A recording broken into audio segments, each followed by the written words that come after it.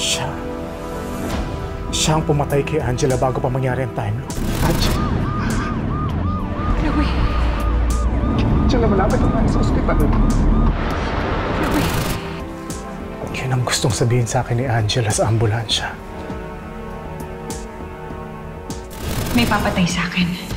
Paano mangyayari, Angela? Sinong gagawa? Hindi ko alam.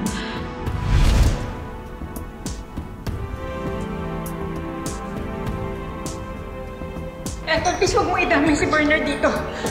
Ako yung gusto mong patayin, di ba? Babe, hindi ko gagawin yun. Hindi kita sasaktan. Hindi kita papatayin dahil ikaw pa rin ang gusto ko. Kahit pa pinapalit mo ko sa gagong ka! Hindi mapapatay ni Elton si Angela. Si Chloe ang may masamang intensyon sa kanya.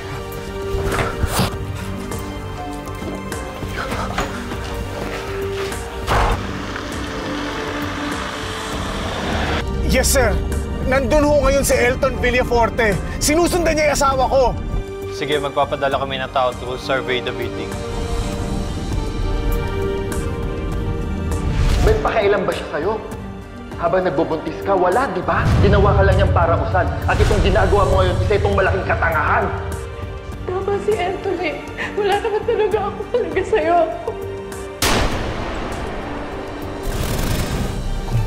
Kung hindi siya binayo ni Elton, hindi niya magagawa yan.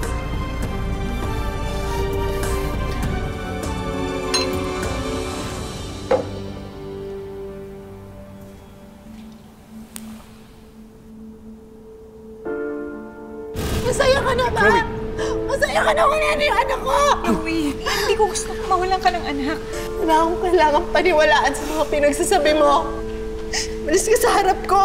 Chloe. Umalis ka sa harap ko!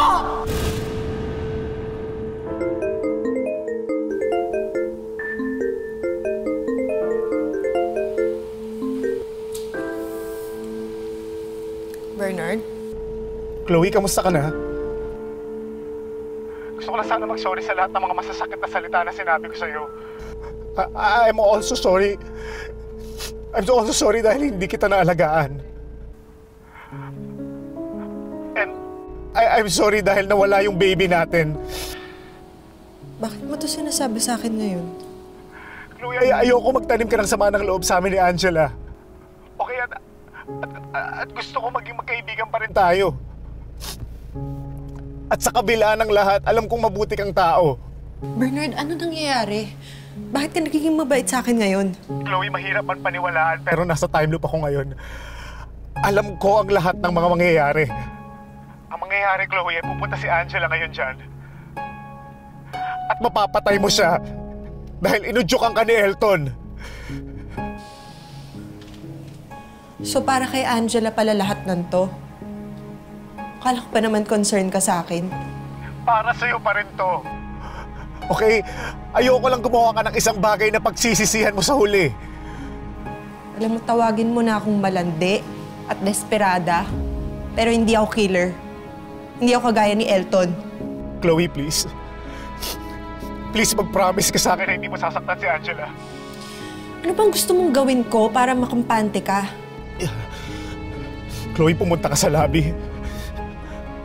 Chloe, kitain mo si Angela sa lobby. O kaya't paalisin mo agad siya. Nakapatay ang phone niya, kaya ako ang tatawag sa'yo mamaya.